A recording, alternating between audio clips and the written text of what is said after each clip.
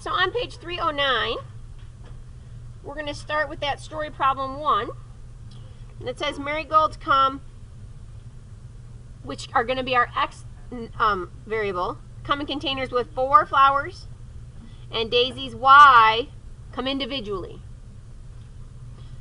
Graph the function y equals 15, take away 4x to find the number of containers of marigolds and daisies you can get if you want 15 flowers. So let's take a look, because eventually you're going to have to make these equations all on your own. Why does this say 4x in the equation? Where does that come from? What does this stand for?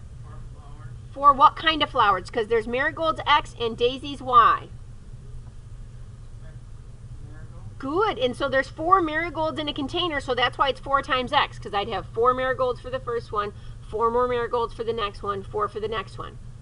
How come, what does y stand for? What does y stand for? Daisies. So that's why there's only one of them. If there's no number in front of y, then the number in front of y is 1. And they come individually. And then 15 means I want a total of 15, and that's where the 15 came from. I do not expect you would be able to make this equation right now on your own, but I do expect that you start to see, why are they multiplying by 4? Why is the y all by itself? Where's that straight up number coming from? Okay? And so it says, find the number of containers of marigolds and daisies you can get. Is there going to be more than one answer for this one? The answer is yes.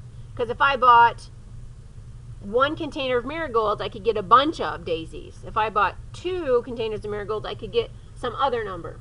What we're going to do, instead of guessing and checking, is make an organized way to do so by making a function table, like we did last week. And so, but here's what I'm going to encourage you to do. I'm going to encourage you, instead of just writing x and y, I'm going to write marigolds on the top so that I know what that stands for. And I'm going to write daisies on the top so I know what that stands for. And this is extra containers of marigolds, and not just marigolds. Because remember, they come 4 at a time. Okay? So do I have to buy, can I have any negative containers of marigolds? No, that doesn't make any sense. But I could have 0 of them, right? I could have 0 containers of marigolds. Oops, I forgot to write my function in here.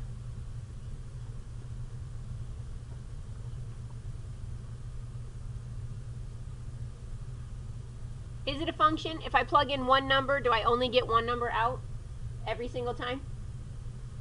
No. If I plug in a 0, can I get more than 1 answer? No. And so this is a function, even though it doesn't say f of x. Okay? Can I have 1 container of marigolds? 2. I could have 3. Is this continuous or discrete? Continuous or discrete? Gabe? Discrete. Why? Because you can't have a negative for 0.5 of flour. Good. Now, actually, discrete can go into the negatives. The only thing discrete can't do, I'm actually really glad you said that, discrete has to be where there's space between. And since I can't have 1.728 containers of marigolds, that doesn't make sense, this is discrete, because I have to have entire containers. And so, I'm going to have in here 15, take away 4 times 0, 15, take away 4 times 1, 15, take away 4 times 2, and 15. I might have to go farther than this, but I generally just go a couple of numbers to start. Okay? Do I subtract or multiply first? It says order of operations. What do I do first? Logan, you have to multiply first. So 4 times 0 is 0. 15 take away 0 is... Because 15 is first. So 15 take away 0. And so I'll tell you, I'll get some 8th grader that does that. That just means they didn't follow order of operations. So that means if I buy 0 containers of marigolds, I can buy 15 daisies. 4 times 1 is 4. 15 take away 4 is 11. So if I buy 1 container of marigolds, I can buy 11 daisies. And then I'd have 15 total flowers.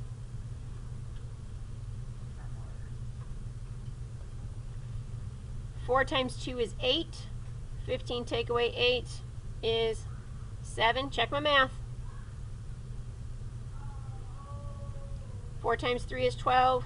15 take away 12 is 3. Oh, looks like I might need a 4. 15 take away 4 times 4. 15 take away 16, that's -1. Can I have -1, Daisies? Does that make any sense? No. So I actually am not going to graph that one, because that doesn't make any sense at all. And what I said is I said, I'm just going to keep going because I don't have a negative number yet, Dale. Dale said, why did we keep going? That's a great question. So we kept going because we didn't have a negative number. We still could have maybe bought one more, but when we did the math, we ended up with negative, and you cannot have a negative number. Are we done with the directions? No, they say that this is cutting graph paper, so must be not. And so I'm going to remind you, here, just take a bunch of that around. Take some of that around. That to do graphs, you have to have titles and labels. Okay? You have to have titles and labels. And so I want you on your graph paper to say 5, 3C, number 1. Pass the graph paper around so everybody has one.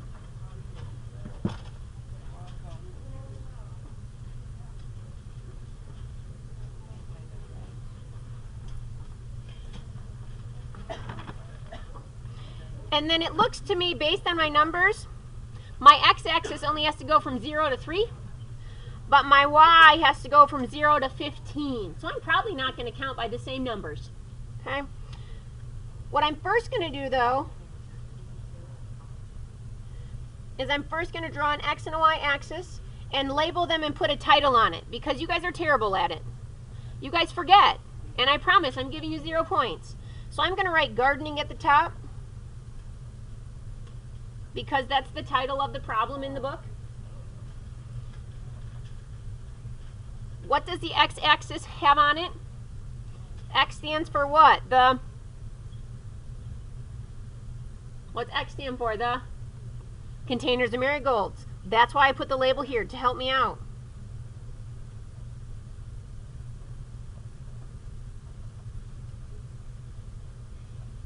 And then what goes on the y-axis? The daisies.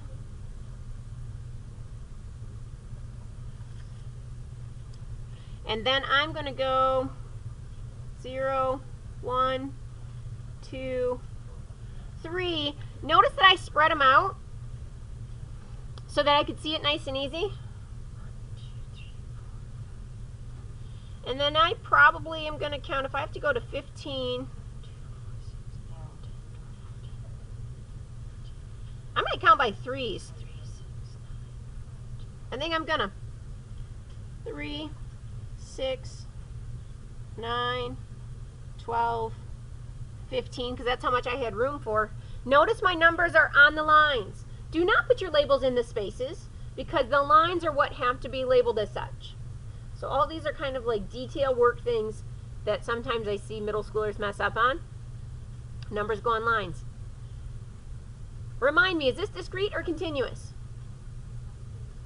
Discrete or continuous? It's discrete. So discrete, when we graph it, do we graph lines or dots? Dots only. Because we can't have 0.75 containers of marigolds. It doesn't make any sense at all. So I'm going to go 0, 15, 1, 11. Remember, you start on your X number and you're stuck there forever. 2, 6, 3, 3.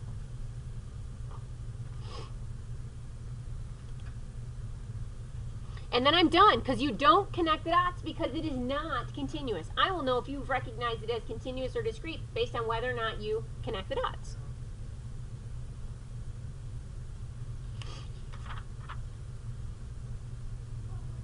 So story problems frequently are discrete. Not always, but very frequently. Sometimes, however, if it just says graph a function, like on page 307, and we don't know, when it just says graph a function, we have no idea if it's continuous or discrete, and so we have to connect the dots because we're not limited.